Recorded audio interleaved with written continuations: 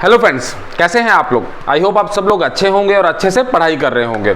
स्वागत है बच्चों मेरे YouTube channel chemistry classes by Aman Thakur.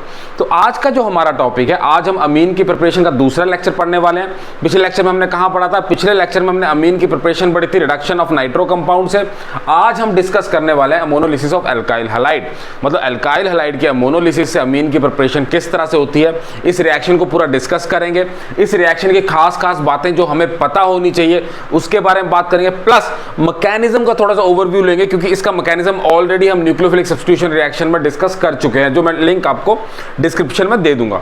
चलिए अब बात करते हैं आज के लेक्चर की। इस लेक्चर के बारे में डिस्कस करते हैं। तो मैं बात कर रहा हूं जी, मेरे को क्या करना है, प्रिपरेशन करनी है अमीन की। कहां से? एल्काइल हैलाइड से। तो सबसे पहली बात है, हम इस रिएक्शन को कहते हैं अमोनोलिसिस ऑफ एल्काइल हैलाइड, और इसको हम दूसरे तरीके से अगर कहें तो nucleophilic substitution of alkyl halide, मतलब न्यूक्लियोफाइल से सब्स्टिट्यूशन करनी है एल्काइल हैलाइड के अंदर और हमें हमारा अमीन लेना है। तो इस रिएक्शन में क्या चीज, दो चीजें हमारे पास क्या आई, एक आया न्यूक्लियोफाइल, दूसरा आया सब्स्टिट्यूशन। एक अमोनोलिसिस ऑफ एल्काइल हैलाइड में दो टर्म्स हमारे पास आई, पहली टर्म हमारे पास आई न्यूक्लियोफाइल, दूसरा सब्स्टिट्यूशन। तो इस रिएक्शन में न्यूक्लियोफाइल क्या एक्ट करता है, जो मेरा अमोनिया है वो एक्ट करता है एज ए न्यूक्लियोफाइल। मेरा अमोनिया एक्ट करता है एज ए न्यूक्लियोफाइल।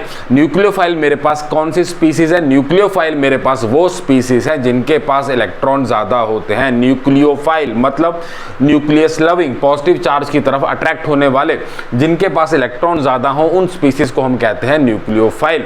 दूसरी चीज है मेरे पास सब्स्टिट्यूशन। अब इस रिएक्शन में सब्स्टिट्यूशन किसकी होगी? हैलाइड की, एक्स की सब्स्टिट्यूशन से जो मेरे पास अमोनिया है वो एक्ट करेगा एज ए न्यूक्लियोफाइल, सब्स्टिट्यूट करेगा हैलाइड को। पहले मेरे पास बनेगा अमोनियम सॉल्ट, और जब इस अमोनियम सॉल्ट की किसी स्ट्रॉन्ग बेस से हम रिएक्शन करवाएंगे, सॉल्ट की जब बेस के साथ रिएक्शन करवाएंगे तो मुझे मेरी अमीन मिलेगी। फर्स्ट स्टेप में मिलेगा प्राइमरी अमीन, फर्स्ट स्टेप में प्राइमरी अमीन मिलेगा। पर यहां पे एक चीज और ध्यान रखने वाली है कि ये रिएक्शन यहीं पे नहीं रुकेगा, ये रिएक्शन यहीं पे नहीं रुकेगा। ये जो प्राइमरी अमीन है, ये जो प्राइमरी अमीन है, अब इसके ऊपर भी लोन पेयर ऑफ इलेक्ट्रॉन तो इसके पास भी है, नाइट्रोजन की इसके पास भी लोन पेयर ऑफ इलेक्ट्रॉन है, तो ये फर्दर एक्ट करेगी फिर से एज ए न्यूक्लियोफाइल, फिर से एक्ट करेगा ये प्राइमरी अमीन, फर्दर एक्ट करेगी एज ए न्यूक्लियोफाइल, और अगली हैलाइड को, अगली हैलाइड से भी सब्स्टिट्यूशन करके मेरे पास आएगा सेकेंडरी अमीन बेस की रिएक्शन के साथ। उसके बाद फर्दर सेकेंडरी अमीन फिर से रिएक्ट करके मेरे पास बनाएगी टर्शरी अमीन। टर्शरी अमीन लास्ट में रिएक्शन जाएगा क्वाटरनरी सॉल्ट तक, अमीन के क्वाटरनरी सॉल्ट तक। तो ये रिएक्शन इस तरह से चलती है। यहां पे सिर्फ प्राइमरी अमीन तक नहीं रुकती है, क्वाटरनरी सॉल्ट तक हमारा रिएक्शन जाता है। अब इसमें जो खास बात है, जो हमें ध्यान होनी चाहिए, जो हमें पता होना चाहिए, कि पहली बात कि अगर जो मैं न्यूक्लियोफाइल यूज कर रहा हूं, स्टार्टिंग में न्यूक्लियोफाइल क्या यूज कर रहा हूं, स्टार्टिंग में मैं न्यूक्लियोफाइल क्या यूज कर रहा हूं, न्यूक्लियोफाइल में यूज कर रहा हूं अमोनिया। अगर मैं अमोनिया एक्सेस में यूज करता हूं, अगर मेरे पास अमोनिया एक्सेस में यूज हो रखा है, अगर मेरे पास अमोनिया एक्सेस में यूज हो रहा है, अमोनिया अगर एक्सेस में यूज हो रहा है, तो मेरे पास बनेगा जो मेजर प्रोडक्ट है वो आएगा प्राइमरी अमीन RNH2। जो मेरे पास मेजर प्रोडक्ट है वो आएगा RNH2। RNH2 मेरा मेजर प्रोडक्ट होगा।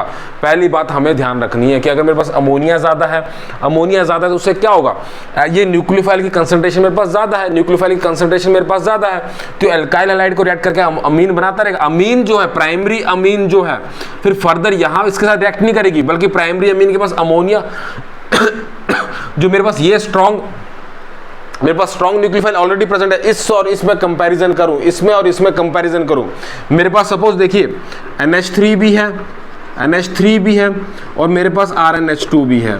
अब दोनों बन चुके हैं, RNH2 भी बन चुका है और अमीन भी बन चुका है। अब इन दोनों से अगर मैं कंपैरिजन करूं, ये मेरे पास स्ट्रॉन्ग न्यूक्लियोफाइल है, तो अल्काइल हैलाइड पे अमोनिया फिर से अटैक करेगा, क्योंकि मेरे पास ये एक्सेस में प्रेजेंट है, और हमारे पास RNH2 बनता रहेगा। RNH2 हमारा मेजर प्रोडक्ट आएगा। और सिमिलरली अगर दूसरी चीज है मेरे पास, अगर जो अल्काइल हैलाइड है RX, अगर वो मेरे पास एक्सेस में है, RX जो अल्काइल हैलाइड है, अगर वो मेरे पास एक्सेस में है, तो मेरा मेजर प्रोडक्ट आएगा क्वाटरनरी सॉल्ट। तो मेरा मेजर प्रोडक्ट आएगा अमोनिया का क्वाटरनरी सॉल्ट। ये चीज़ हमें याद होनी चाहिए। सिमिलर चीज़ है, अगर RX ज़्यादा है तो जैसे अमोनिया कम है तो RX मेरे पास जो अमीन बनता जाएगा उससे रिएक्ट करते हैं हमारे पास क्वाटरनरी सॉल्ट तक रिएक्शन जाएगा। तो ये मेरे पास मेजर प्रोडक्ट आएगा। ये इस रिएक्शन की खास बात है, ये इस रिएक्शन की खास बात है, हमें पता होनी चाहिए कि अगर मैं अमोनिया एक्सेस में यूज़ कर रहा हूँ तो प्राइमरी अमीन मेरे पास मेजर प्रोडक्ट बनेगा प्राइमरी अमीन, और अगर मैं RX को मेजर एक्सेस में यूज़ कर रहा हूँ तो क्वाaternary सॉल्ट मेरे पास एक्सेस में बनेगा। यहाँ तक बात क्लियर।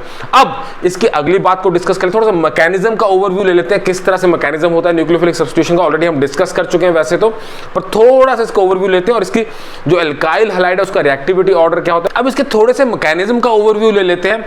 मैकेनिज्म में ऑलरेडी पता है कि न्यूक्लियोफिलिक सब्स्टिट्यूशन रिएक्शन से जाता है, और न्यूक्लियोफिलिक सब्स्टिट्यूशन रिएक्शन SN1 और SN2 हमने डिटेल में जब एल्काइल हैलाइड का चैप्टर पढ़ा था, एल्काइल और अराइल हैलाइड का चैप्टर कंप्लीट किया था, उसमें बहुत डिटेल में पूरा हमने वीडियो बनाया SN1 और SN2 का, जिसका लिंक मैं आपको डिस्क्रिप्शन में छोड़ दूंगा। अगर आपको डिटेल में वहां से देखना तो वहां से आप उसको देख सकते हैं।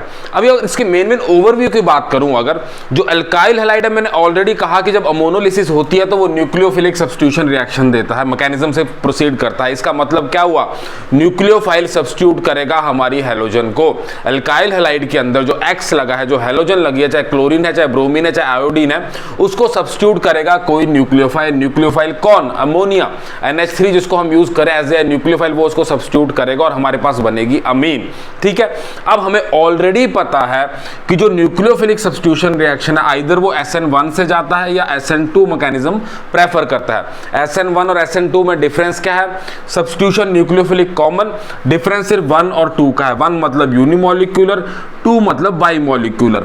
1 मतलब यूनिमोलिक्यूलर, 2 मतलब बाइमोलिक्यूलर। इसका मतलब क्या हुआ कि अगर SN1 से जा रहा है, अगर मैकेनिज्म SN1 न्यूक्लियोफिलिक सब्स्टिट्यूशन जा रही है, उसका मतलब है रेट ऑफ रिएक्शन जो है वो सिर्फ एक मॉलिक्यूल की कंसंट्रेशन पे डिपेंड करेगी, एक मॉलिक्यूल की कंसंट्रेशन पे डिपेंड करेगी।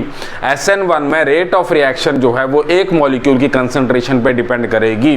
वो एक मॉलिक्यूल कौन सा है, हमारा एल्काइल हैलाइड की कंसंट्रेशन पे ही उसका रेट ऑफ रिएक्शन डिपेंड करता है। और ये 2 स्टेप में रिएक्शन जाता है। SN1 हमें पता है 2 स्टेप में जाता है। पहले स्टेप में क्या होता है, RX से मेरे पास कार्बोकैटायन बनती है, कार्बोकैटायन फिर फर्दर न्यूक्लियोफाइल से रिएक्ट करके हमारे पास प्रोडक्ट जो सब्स्टिट्यूटेड प्रोडक्ट है वो हमें मिलता है। ठीक है, सिंपल सी बात है। सिमिलरली अगर बायोमोलिक्यूलर की बात करूं तो इसमें क्या होगा, रेट ऑफ रिएक्शन जो है वो 2 मॉलिक्यूल की कंसंट्रेशन पे डिपेंड करेगी। 2 मॉलिक्यूल की कंसंट्रेशन पे रेट ऑफ रिएक्शन डिपेंड करती है, इसीलिए हम इसे SN2 रिएक्शन कहते हैं। 2 मॉलिक्यूल कौन से, न्यूक्लियोफाइल की कंसंट्रेशन पे भी डिपेंड करेगी और अल्काइल हैलाइड की कंसंट्रेशन पे भी डिपेंड करेगी। दोनों के कंसंट्रेशन पे रेट ऑफ रिएक्शन जाता है, सिंगल स्टेप में रिएक्शन जाता है और 2 मॉलिक्यूल की कंसंट्रेशन पे रेट ऑफ रिएक्शन डिपेंड करती है, इसीलिए हम इसे SN2 बाइमोलिक्यूलर रिएक्शन कहते हैं, न्यूक्लियोफिलिक सब्स्टिट्यूशन बाइमोलिक्यूलर रिएक्शन कहते हैं। तो जो हमारे पास एल्काइल हैलाइड है वो SN1 से भी जा सकता है, SN2 से भी जा सकता है। SN2 हमारे पास सिंगल स्टेप में चलती है, न्यूक्लियोफाइल इमेज अटैक करता है अल्काइल हैलाइड के ऊपर और इमीडिएटली जो लीविंग सब्स्टिट्यूशन होती है X हमारे पास इमेज साथ में सेम स्टेप में लीव करता है। बीच में एक ट्रांजिशन स्टेट बनती है, ट्रांजिशन स्टेट के बाद हमारे पास प्रोडक्ट आता है। ठीक है, यहां तक बात क्लियर। अब एल्काइल हैलाइड की रिएक्टिविटी क्या होती है, एल्काइल हैलाइड की रिएक्टिविटी क्या होती है प्राइमरी, सेकेंडरी, टर्शियरी, SN1 और SN2 में। अगर अब यहाँ एक छोटी चीज देखिएगा बच्चों, यहाँ पे बन रहा है मेरे पास कार्बोकैटायन, यहाँ पे मेरे पास बन रहा है कार्बोकैटायन। तो कार्बोकैटायन की स्टेबिलिटी क्या होती है, जितना इजीली कार्बोकैटायन बनेगा उतना इजीली रिएक्शन प्रोसीड करेगा। यहाँ सिंपल सा लॉजिक है, जितना स्टेबल कार्बोकैटायन बनेगा तभी तो आगे रिएक्शन प्रोसीड करेगा। कार्बोकैटायन तो रिएक्ट कर रहा है न्यूक्लियोफाइल के साथ, तो जितना स्टेबल कार्बोकैटायन बनेगा उतना ही स्टेबल मेरे पास SN1 जाएगा, उतना ही SN1 रिएक्शन उतना रेडिली प्रोसीड करेगा। तो अगर एल्काइल हैलाइड टर्शियरी है तो टर्शियरी कार्बोकैटायन देगा, टर्शियरी कार्बोकैटायन देगा, ज्यादा स्टेबल बनेगा। तो इसलिए टर्शियरी सबसे ज्यादा रिएक्टिव होता है, टर्शियरी सबसे ज्यादा रिएक्टिव होता है SN1 रिएक्शन के लिए, उसके बाद सेकेंडरी, उसके बाद प्राइमरी, और इसके बिल्कुल ऑपोजिट चलता है SN2 में। SN2 में क्या है, कोई कार्बोकैटायन नहीं बन रहा है बल्कि सिंगल स्टेप में रिएक्शन हो रही है, सिंगल स्टेप में न्यूक्लियोफाइल अटैक भी कर रहा है और X लीव भी कर रहा है। तो इस केस में क्या होगा, अगर टर्शियरी ग्रुप है, यहां पे कोई अल्काइल हैलाइड टर्शियरी है तो वो बल्कि स्टेरिक हिंड्रेंस देगा, यहां पे स्टेरिक हिंड्रेंस देगा, न्यूक्लियोफाइल को अटैक करना मुश्किल होगा।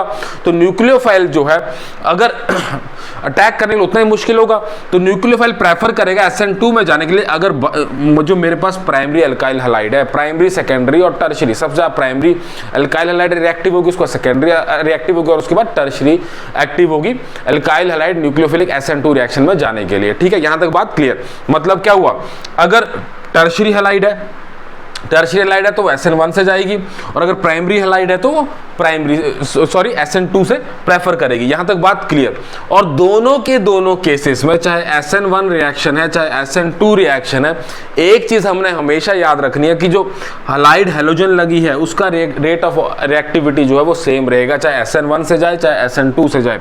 RI सबसे ज्यादा एक्टिव, उसके बाद RBr, उसके बाद RCl लीस्ट रिएक्टिव होगी न्यूक्लियोफिलिक सब्स्टिट्यूशन के लिए इन कंपैरिजन टू आयोडीन और ब्रोमीन।